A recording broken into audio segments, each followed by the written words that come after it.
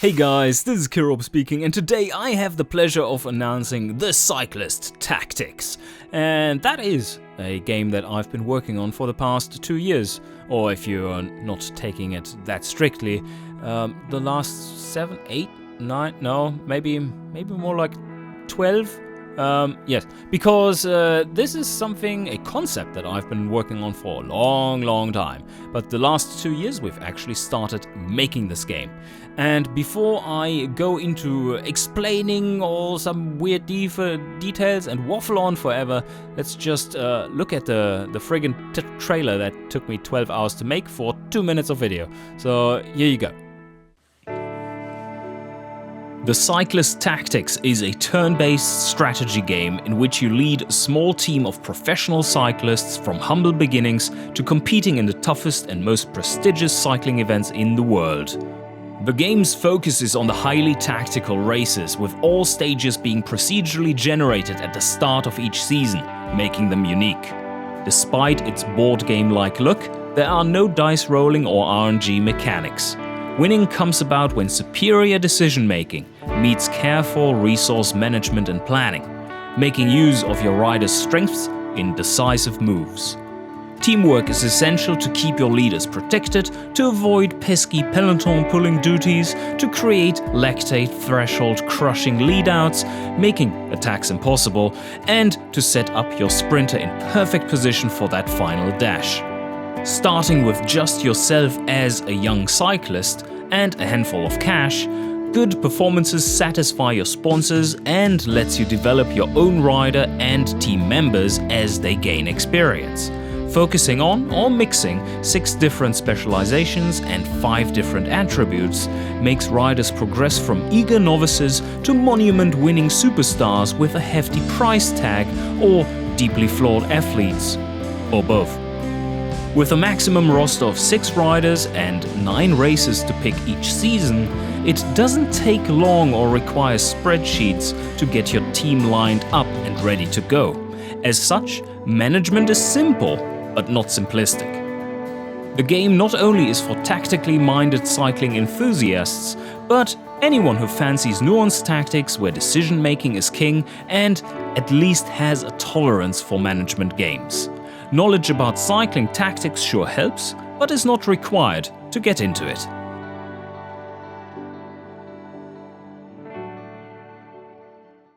And now everything is clear and no questions whatsoever. You know exactly what this game is, and you're going to go to the Steam page, link below, and you're going to wishlist it, and everyone is happy, especially Kirob. Or not, because you don't know what the fuck is going on, which is quite likely. So, what is this game?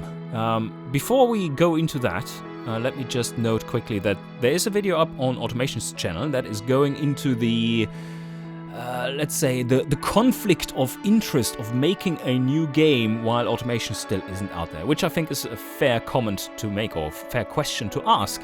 And I'm going to go into that in the announcement video there, which is up right now along with this video, has been posted at the same time, rather. And let me just hint at it, the Automation's development was not affected at all, in a time sense. Maybe it has cost us a week. Oh no, a week. You can't wait a week after 9 years of development. But it has benefited the development of Automation quite a bit, which you're already enjoying without knowing that it actually came from the Cyclist, like a UI redesign. But yes. So I'm now going to attempt to do the impossible, which is to try and convey all the important base game mechanics to you within just a few minutes. It is not a super complex game, but it has a lot of emerging complexities. And I think you're going to see that while not fully grasping the scope of the implications of all that. So what I'm going to do is just start the first tutorial as a little playground for that. And here we have the beautiful plains of Gazmir with rain. But what, Kirob? Gazmir? What are you talking about? Well, yes, this game is actually set in the fictional universe that is used in Automation for the Light campaign. And that is another benefit to automation, which is going to come up in 4.2 actually. And that is that we are fleshing out the game world a lot. And that has been done for the Cyclist and automation, as the shared universe then has double value. So why not do that, right? Pretty cool stuff. I'm really looking forward to showing you that. But let's get to the base game mechanics here. So I'm trying to keep it brief. 10 points here. You see, 10, 10, 10, 10, 10. These are the nodes. These are spots where cyclists can land on. And when more than one cyclist is on there, they are considered a group. Anyway, this 10 means how much free movement points you are going to get the next turn when you land on it. So if I land on this one here, then I will get 9 free movement points the next turn. And I would get 11 if I land there. If I want to move further than my free movement allowance, then I need to spend energy. This is the energy you have. And then also, if you want to go even faster, you see these little orange markers? They say how much attack points you need to go even further. So you go all out on energy, and then you add attack on top. So basically, this is aerobic riding up to your threshold, or close to your threshold, and then all the way to VO2 max for those of you who are into the cycling. Your rider has a bit of a limitation though, and that is the allowance per turn, which is a stat each rider has. So this rider at the moment can use 7 energy per turn and 5 attack per turn. Other riders might be going up to 9 or even 10 energy per turn as a maximum, and 12 attack per turn. Of course, you're burning through your attack really quickly then. So alright, let's take a quick look here though.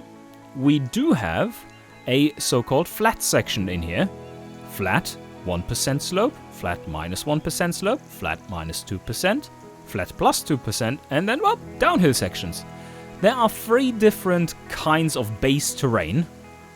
There's lots of rain though, that's more than base terrain, I guess. The puns. So yes, flat, mountain, and downhill are the base types. And then there are special types, which we don't have in this very first tutorial. And that is going on top of these categories, and that is technical sections and cobble sections. And those are making riding harder in those sections. Okay, so let's move to a first point.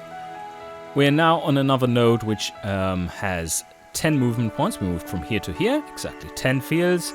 Now he wants us to go and use energy, and that is easily done by just moving further beyond this. And we're using energy there, it's all good. And then maximum attack, and if you use your attack maxed out, then the maximum attack per turn drops by 1, and it will do so every time you use your maximum. So if it drops to then 4 and we use 4 the next turn, then it will drop to 3. So you can only max move once per stage. Haven't we done brilliantly, Mr. Not Peter Sagan? Yes, we have done very well. And now we need to rest. That is another thing that is important. You can partially or slowly rather, recover energy by moving slower than your free movement allowance, but you cannot recover attack points during a stage. So you see these green nodes? That means we are recovering energy there. Now we're going to jump quickly into tutorial 2 to take a look at technical sectors and cobble sectors and how traits work. So that is what I couldn't show that in the first one. So if we just go along here, you see the terrain again, and there in fact we have a mountain section. It's a very short one, just 6 nodes. It is, let's see, it's getting a little more opaque this way. 5 points of movement, and then the downhill section right after has 13 points of free movement. So yes, remember, landing spot is your free movement for the next turn. That is the base movement you're getting. Now we have the same rider as before, but he is in time trial gear, and that gives him a bonus trait in flat. And that is, of course, only used in time trials, but these trait bonuses that you see in there, they apply to the sections of terrain: flat, mountain, and downhill. And we have those there. So flat is this section, mountain there, downhill there, and then flat again. And the trait that applies to your move is the one that is the worst one out of them between your starting point and end point, excluding both the starting point and end point. Sounds confusing, but let me just show you here. So if we are going, let's just move somewhere. There, okay, that was all free movement. And here we go. So now we need to ride to a waypoint, and he lets us rest in peace.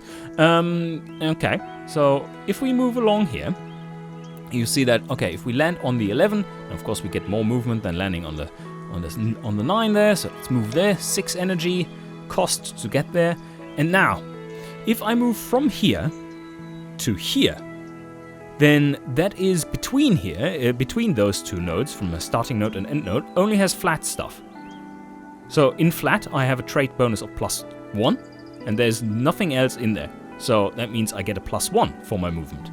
If I now take the mountain along, then you will see down here in the move details, the trait bonus, the total trait bonus, goes from +1, because that is the end node, it doesn't count if I move to here, to 0, because I have a 0 in mountain. So whatever is between you and your target node, that is what counts as the worst thing that it can be encountered. So if I move over here, for instance, then we see something new, and that is a technical section. Oh no, rather a cobble sector, actually. Currently in the game, in this version, the nodes are so tightly packed that you don't actually see the cobble road that is underneath. That is going to be changed. So anyway, what happens here is that you see a bit of a break there. 3, 2, you would expect a 1 here. But that doesn't happen, because look at the move details down here. The trait modifier for this section is -3. So as soon as you include it in your path, you're getting screwed over, especially on a TT bike. So we also have a -1 modifier here for cobbles. So how it works, if you are in the flat sector here, you get a +1 for the flat, but then there is cobbles. So overall, you still get a -3, because this one, the cobble sector alone, is -3. We have a +1 from flat, -1 from cobble, so a total of 0, so we only get the -3 from the cobbles. Whew, okay. So terrain kind of can screw you over in the sense that it's really difficult to ride, and other riders who are skilled cobble riders would not receive that penalty. So that is how the riders are differentiating themselves. Anyway, that should be enough of an explanation there to just get a rough sense for it. Downhill sections, really sharp ones, can be very technical. And this section here is a severe technical section. It has a trait modifier, a total trait modifier for us, for -5. So while you're getting 14 points of movement if you land in there, if you try to move through it, yeah, you're kind of not seeing that. You're getting 9. It's worse than being on flat terrain. So you see that it's very important where you land and how to plan your moves. So now we're going into a little race, and I'm going to show you the Slipstream stuff, because that is what makes cycling games, or cycling into cycling. It's so important for any kind of resource management and all the tactics that just needs to be shown. Now that you know single rider movement, you can probably already see where it's going with the Slipstream. But let me show you. Let's generate the hills of Vashduk. If you've been following my channel, you know Vashduk, and it's known for its car manufacturing. What is it doing in this game? Huh? Isn't that funny? So what we are going to do here is find a bit of flat terrain at the start, regenerating the stage. So nice and quick, completely procedurally generated. and you will never really find any stage that is exactly the same as one that you've seen before, which is really cool. So high replayability value. So let's generate this one. We are going to race with our shit little climbers, level 3s. They won't be doing anything, but we're just going to fall back behind the peloton, and then I'm going to show you what's going on. Welcome to Vashduk. It looks just like the Plains of Kashmir.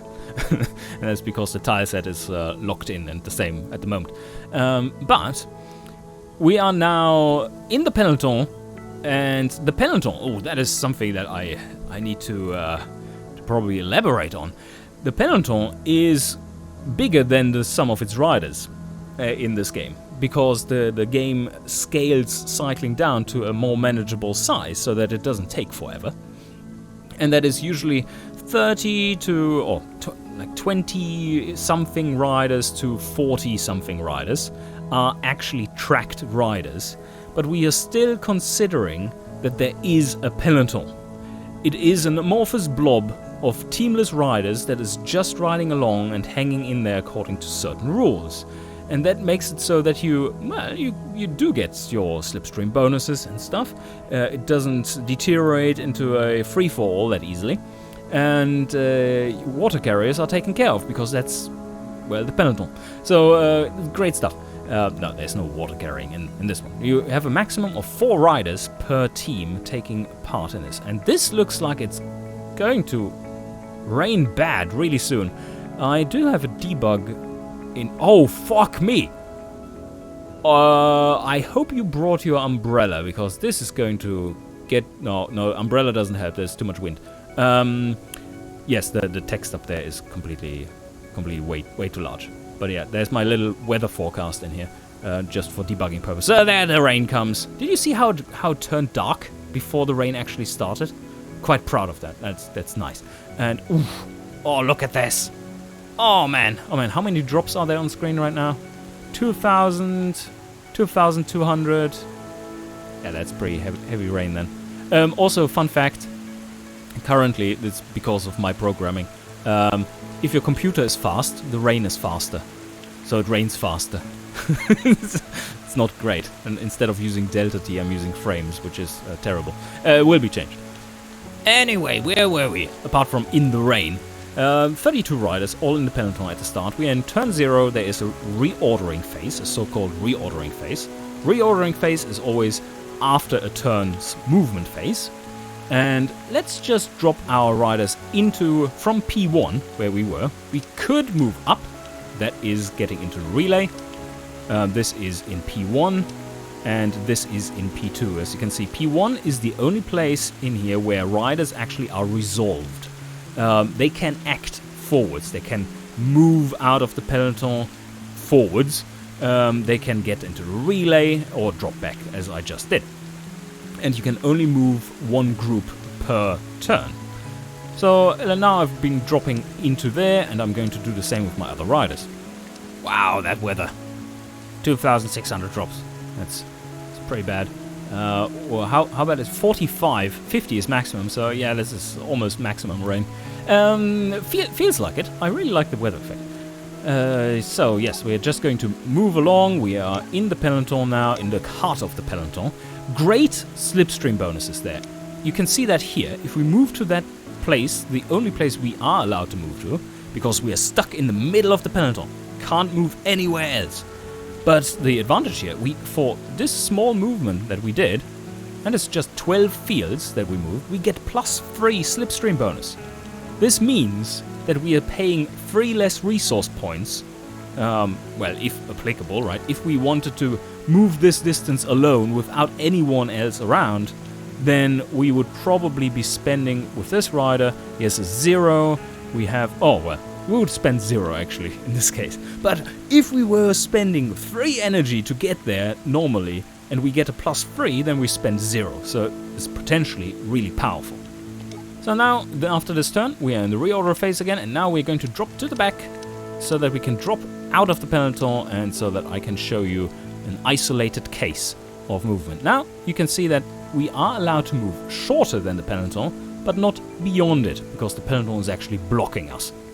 So I'm moving all of my riders not into the peloton, but rather into a small group here. And no, that is not good tactics. So please don't repeat at home. And I'm going to move one rider into the relay of this little group. We are now in A1, which is left behind. So now we are also going to just move very short here for me to be able to show you something. And that is, this is what we can do this turn. And if I want to show you what you can do next turn, I just press the preview button, and that is allowing you to plan ahead some moves. So if we go like this, and I'm saying like, okay, I want to move to here, and then from there I can reach the downhill. I can jump over this hill basically by going all out, like max, Vieto max. Here we come, destroy your soul for this move. Sounds good to me. Not going to do that now. Instead, what we're going to do is just fall short so that I can show you how the Slipstream works. So everyone in there. All right, so here we have our move. Let's see. We can move from here 10. We have a 0 trait, and there is nothing in here that does modify our traits. There is this one, flat 2%, that limits our Slipstream bonus, or no, it reduces our Slipstream bonus by -1. So if we move to here, this front rider, there are 4 riders in this one, and the front rider moves first. So obviously he doesn't get any Slipstream. And if he moves here, it costs him 7 and 1. So 1 attack point and 7 energy. Maximum energy plus 1 attack. So there we go. The rider who's the identical rider, don't forget, these are our default identical riders. This identical rider now sees the following. We have moved 18 nodes, as you see in the move details there, 18 nodes, we get 10 free movement. We have a total Slipstream bonus of +2, and that is because there is a -1 already calculated into that. So we would get +3 Slipstream bonus for this move, and thus pay 3 less energy and attack points cumulatively, compared to the one rider that led us out. And you see here that it takes 4, 5, 6, 7, 6. So you see how energy efficient that move becomes when moving in the Slipstream. The Slipstream bonuses you get in the Peloton for various speeds of movement. This Slipstream bonus varies with speed, as it does in real life. If you move slowly, you get very little Slipstream bonus. If you move really fast, Slipstream bonus is super important. And if you move up slopes, then Slipstream bonus is very limited, because these all have -2, -2, -3, this is steeper, -3 there. And, this is a technical section, that's why it has -1. But if you just move in the downhill, the standard downhill, you get huge Slipstream bonuses. So it's basically impossible on an easy descent to get rid of someone. If he's on your wheel, it's basically impossible. So let's have all riders follow this one. And yes, there's some streaks across the screen, so it's an artifact of the UI being dragged along for a frame, so ignore that. We are happy with this, but what we are going to do now is it's harder to show. I'm going to move up one rider there and show you how attacking works, or normal movement works and attacking, because attack points are not called attack points for no reason. Another quick node, well, these are nodes, and they are not quick. That is a quick node, but a quick note is that here we are in a situation where our +1 bonus is actually being applied, because if we move from here, a flat node, to this downhill node, we only look at what is between, and everything that is between is mountain nodes, and we have a +1 trait bonus in mountain. There we go, so we actually get a trait bonus of +1. But now let me show you something, and that is having lots and lots of implications for how races are working. If you use just energy in a move, let's move this first rider. He's in a relay at the front. He's moving to here, right? Now, this rider, let's pretend he's someone else, not in our team, moves to a rather terrible, but not so convenient spot, and you want to follow him to there, using 7 energy instead. So what happens now is that this rider, who moved first, got overtaken by someone who used just energy in his move. Now this rider, who got left behind, gets the option to pay the difference in energy and move up to him, to be on his wheel. So let's do that. He followed along. Now, let's take the next rider and use not only energy but also attack points. Let's move them to, let's say, just because it's terrible, move them to here. There is no option to catch up now, because he used attack points. Only the riders that are coming behind him will get the option to move along. And you can see this in this little notification up here in the node. This group was created by a standard move. This is the standard move icon. And this group was created by an attack. So not everyone can follow it. And now I'm going to try out if we actually have fixed a certain bug. It's such a nice situation for it. If I move into the peloton, yes, that bug is fixed. So no one got the option to catch up to this rider. Not the one who attacked, no one else, because he was behind everyone else who already had moved, and he used attack points. So in that way, positioning within a stack of riders becomes really important and quite interesting. And I think that should be enough for us for now, because I can't... Whoa, this one went crazy! Crazy fast. What's going on with the logo animation?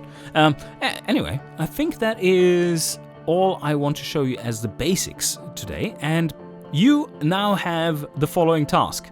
If you're somewhat interested, or let's call it at least mildly interested in the game, please leave your questions below, and what I'm going to do is read them through and see what kinds of videos you want me to make about the game in its current alpha stage. It's not polished up, as you can clearly see. Anyway, I hope you enjoyed, and see you guys next time.